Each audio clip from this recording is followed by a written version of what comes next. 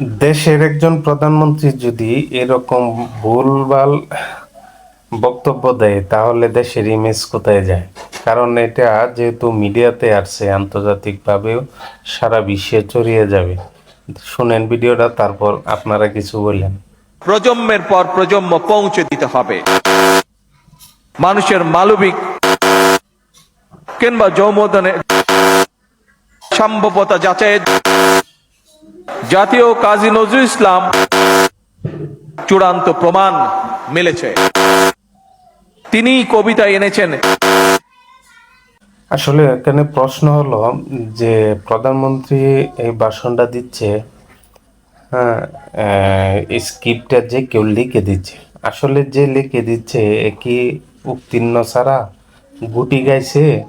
এটা আপনারা একটু কমেন্ট বক্সে বলে দেয়। না হয় এরকম স্ক্রিপ্ট তো লিখে দেওয়ার কথা না। ভিডিওটা প্রচুর পরিমাণে শেয়ার করে।